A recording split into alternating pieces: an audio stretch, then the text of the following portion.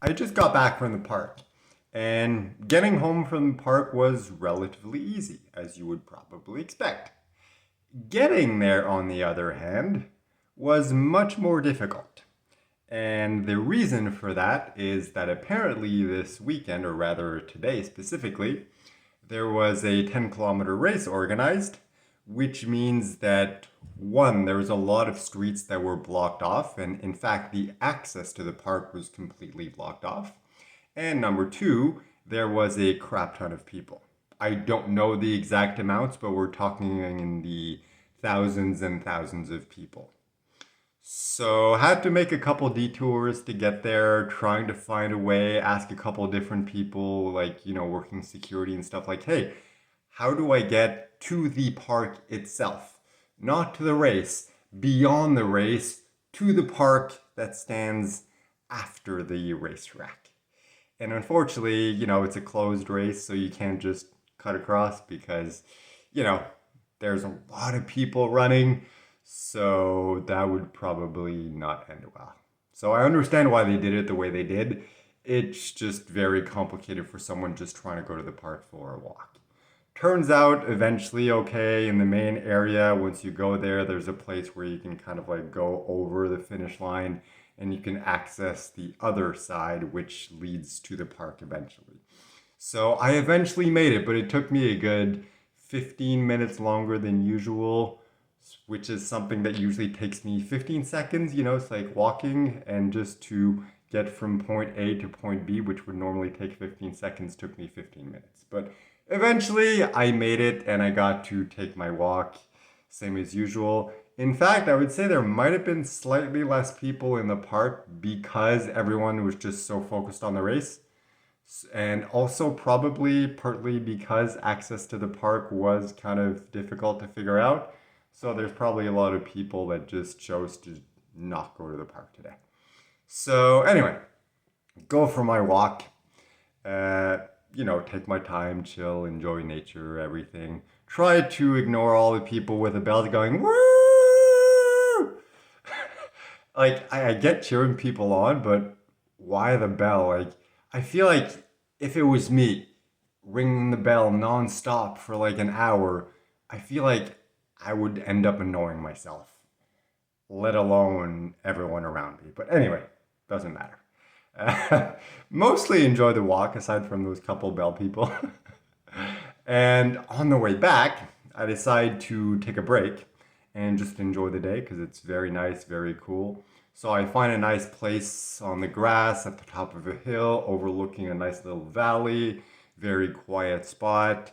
So I'm like, oh, it'll be nice. I can chill here for a while. So remove my shoes, my socks, enjoy the sensation of the grass and everything because, I grew up in the country. I was barefoot all the time when I was young, and I really miss that sensation. So whenever I get a chance to be, I was going to say naked. No, I mean, yes, I do enjoy being naked, but not outside in public in parks. When I get a chance to be barefoot, though, I do take advantage of it. So, anyway, sat there for, I don't know, half an hour in total, something like that. I don't know, just enjoying the day, listening to music. And at some point, there's a guy.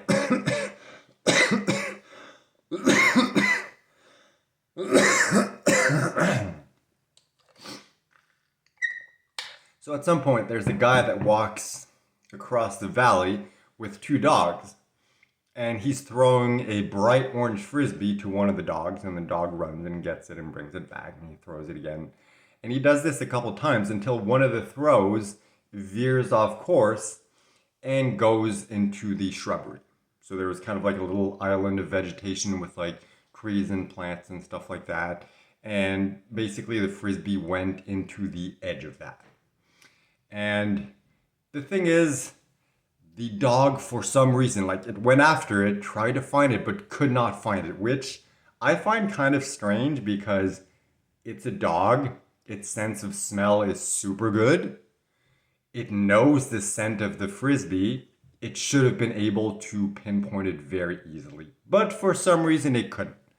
So the other guy goes in, and the other dog goes in, and they all try to look for it and find it. And after maybe 5 minutes, they eventually give up. And the thing is, I've been sitting there the whole time watching it from afar. And I saw approximately where it landed, so I can tell, like, okay, you're not looking at the right place. But the guy's listening to music, he's in his own world, like, I don't want to necessarily, like, yell after him, like, hey, it's over there! So I just kind of mind my own business and just watch the whole story unfold.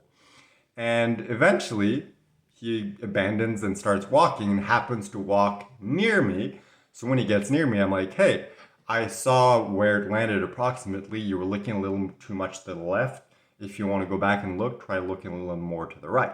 So it goes back and looks more to the right, but like way too far to the right. So obviously he doesn't find it.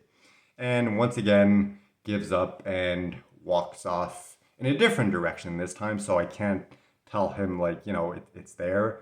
Or I can't offer to be like, hey, let me, go find it for you.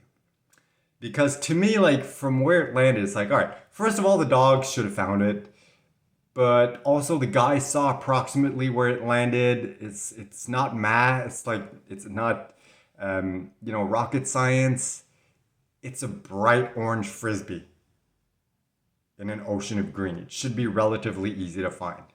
But anyway, eventually they give up and leave in a different direction. I'm like, I don't feel like running after them to be like, hey, let me go find it for you guys. So I kind of give up. I'm like, whatever, it's a Frisbee. If he wants to give up, too bad for him. But once I'm done and I decide to leave, out of sheer curiosity, I'm like, maybe I was wrong. Maybe it is harder to find than I thought it was. Maybe I misjudged the situation. Let me just go check, just to see if I can find it.